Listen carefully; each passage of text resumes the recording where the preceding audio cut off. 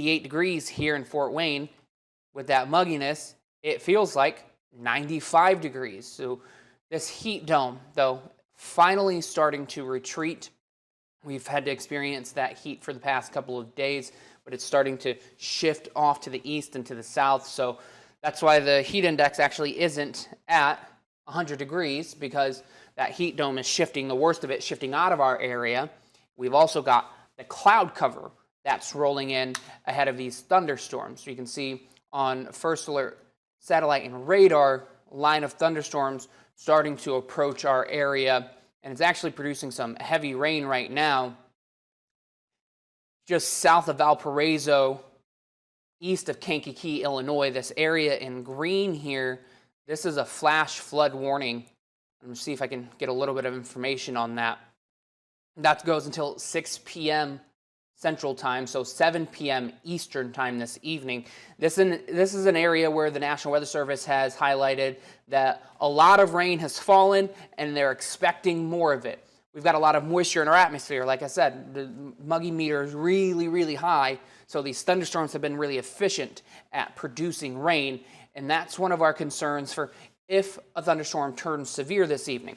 There's an isolated risk of flooding. It's not likely, but it is possible.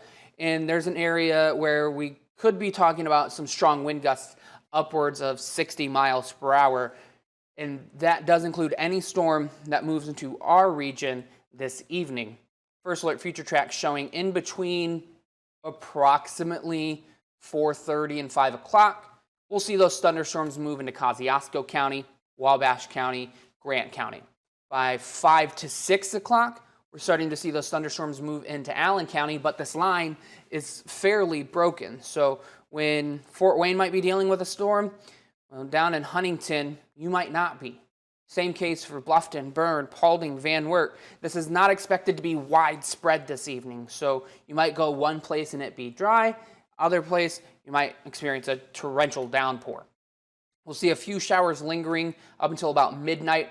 And then once we get to tomorrow morning, widespread rain is expected across the area, but is expected to be lighter in nature, and we're not really concerned about any thunderstorms on Thursday morning. Thursday afternoon, First Alert Future Track shows that the clouds start to clear out, the rain starts to leave the area, and we're expecting a lot of sunshine for Friday, Saturday, and even Sunday. So it's going to be a fairly nice looking weekend, and it's going to feel very nice this weekend too. Behind this weather system, we've got cooler air that's moving in. So we've been above average for the past several days. That's what that red shade means on this map. The blue tells us that temperatures are expected to be below average. Normally, for this time of year, we're expected to have a high of 84 degrees. Today, we're above that, about 5 degrees. We're currently at 88 degrees. I expect us to get to about 89. But then we're about almost 15 degrees cooler by the time Thursday rolls around. 75 degrees for the high. That's about 10 degrees cooler than where we're supposed to be. And then we add a couple of degrees each day as we get into the weekend. Even Sunday, 80 degrees.